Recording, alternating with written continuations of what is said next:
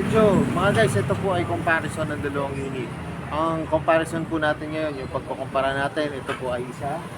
Ito pong Breeze 150 at yung Sparkle 125i. Yan mga guys. Pero pag bago pa lang po kayo sa aking YouTube channel, subscribe naman po at pahit ng notification bell para updated po kayo sa aking mga videos.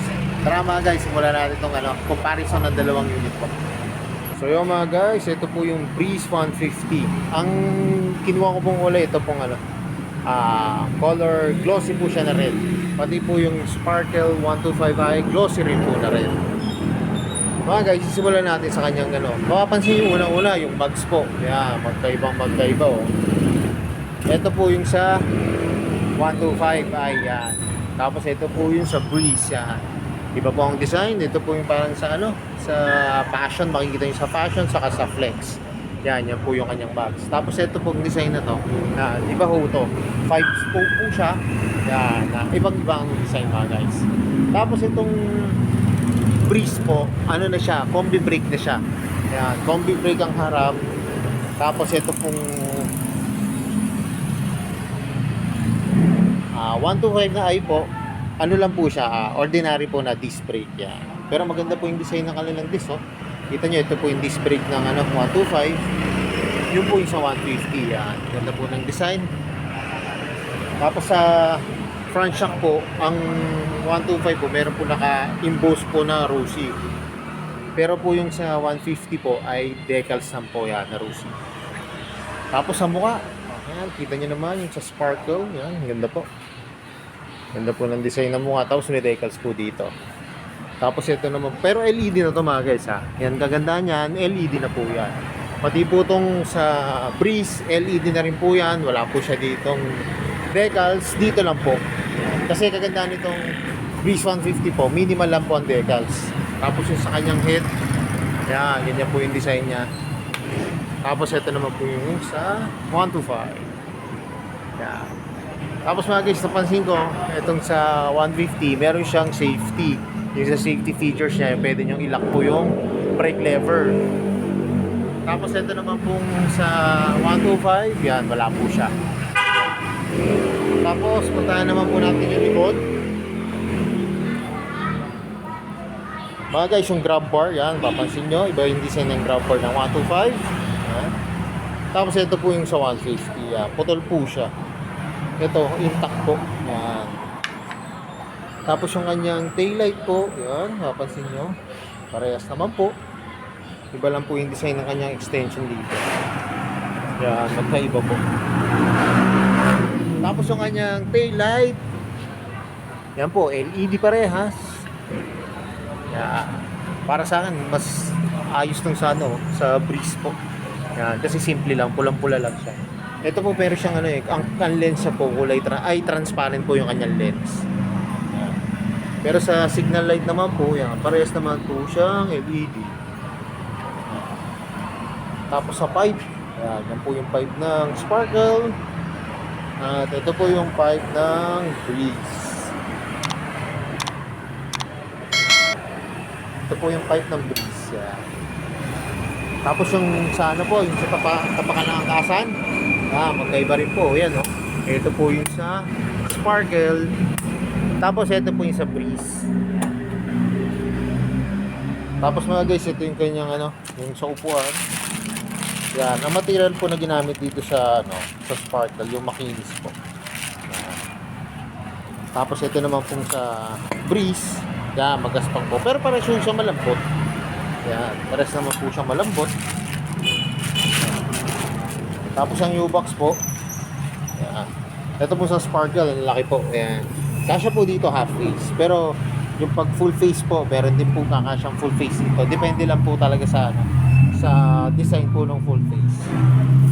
Tapos ito po sa Breeze yan. Ang sa Breeze po, medyo may kaliitan. Ayan. Hindi po kakasya ang LB.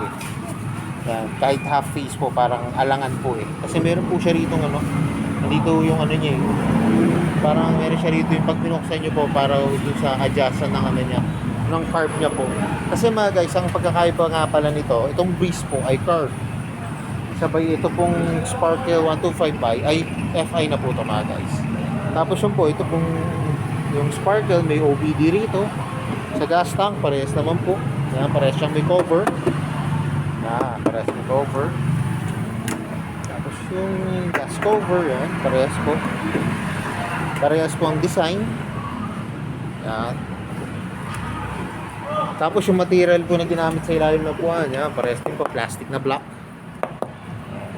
Yung dito lang po sa Breeze, pwede po siyang may ipitan po siya. Pwede nyo siyang lagyan ng papel. Tapos dito yung mga ano po, yung Philips, yan, pwede nyo po siyang lagyan siya. Tapos, syempre mga guys, yung kanyang manubela, yan. Ito po yung manubela ng i125. Ang mga function po nito ay meron siyang passing light, yan. Passing light po. High and low. Tapos may hazard po siya. Yan, may hazard po. Tapos busina. Tapos signal light niya po. Tapos mga guys, meron din siyang kill switch. Yan, kill switch siya. Tapos ito po yung kanyang electric start. Yan mga guys. Tapos ito po, kagandahan nito ay may kickstart. Yan, may kickstart po siya. Tapos ito po, meron siyang park light. Yan. Tapos ano rin po ito mga guys, ano na siya, digital gauge panel. Yan. Pag 150 po, ay 125i, digital gauge panel na siya. Tapos ito po yung selection, ito po yung set. Tapos mga guys, ito naman po sa Breeze 150. Yan. Gaya na sinabi ko kanina, meron siya rito safety feature, yung para sa brake lever. Tapos ang function naman po, high and low, busina, signal light. Ito po, meron po siyang kill switch. Yan, may kill switch, tapos may park light. Tapos ito po yung electric start niya mga guys. Pero meron din po siyang kickstart. Yan, may kickstart din po. Tapos mga guys, gandahan ito, pag nakita nyo siya, ito po yung function ng ano niya. Noong susian. Yan. Tapos yung pocket, yan, pares yung may pocket. Tapos ito po yung hook. Ito po yung sa 125i. Yan. Maganda po yung kanyang hook. Yan. Tapos yung kanyang susian po, yan. Meron po siyang shutter lock. Sabay dito naman po sa Breeze. Yan. Mababaw po yung kanyang bulsa. Mababaw po. Tapos ito po yung sabitan ng kanyang hook. Tapos ang ganda po ng kanyang saksakan mga guys. Yan. Kasi kung makikita nyo po yung sa Breeze, ay sa Sparkle yan, bilog lang po siya. Tapos ito po kulay black. Tapos ang ganda nito mga guys, dito na rin po yung ano, yung sa upuan. Pag bubuksan niyo po yung upuan, dito na po siya. Hindi po gaya po dito sa ano, sa Sparkle 125. Yeah. Dito rin naman po yung bukasan ng ano niya, ng upuan. Yan, dito rin po yung bukasan ng upuan. Kaso yun to, kagandahan po nung kabila, pipindutin nyo lang po. Ito po, idadali nyo pa sa switch yan. Saka siya bubukas. Yung sa Breeze po, basta naka-on na po yan. Pag nilala nyo sa seat, pipindutin nyo na lang po. Tapos gaya po na sinabi ko, yan nga po, analog siya, analog gauge panel siya. Tapos yung overall look, pati yung kanyang footboard do, magkaiba po yung footboard, yan. Iba po design, oh, kapit din po, pero parehas naman siya makapit. Saka parehas po yung battery niya ay nasa kapakaan. So mga guys, kaya kung naghanap po kayo ng scooter, depende po sa inyo kung anong gusto nyo. Kung ito pong 150 na Breeze, yan. O ito pong 125i na Breeze, ay na Sparkle po, yan. Tapos sa presyo naman po, ito po yung presyo niya. Mga guys, oh. Ito po yung sa Breeze 150. Yan, 3,000 yung down. Tapos 2,575 yung 3 years.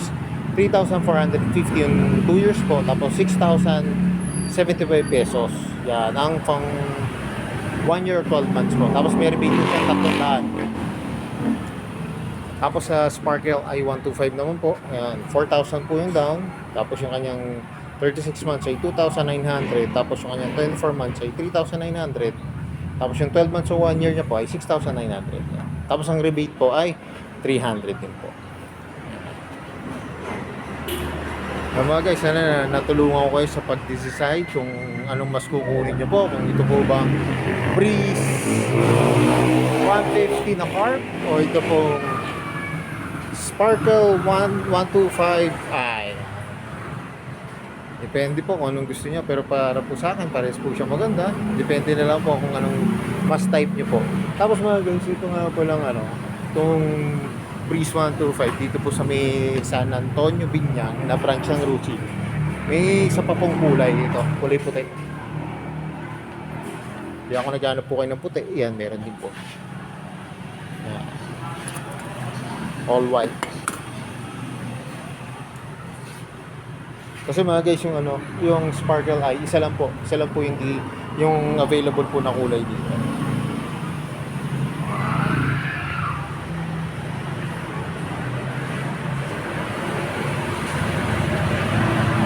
So yun mga guys, hanggang dito na lang. Kung bago lang po kayo sa aking YouTube channel, pa-subscribe naman po at pahitang notification bell para updated po kayo sa aking mga videos.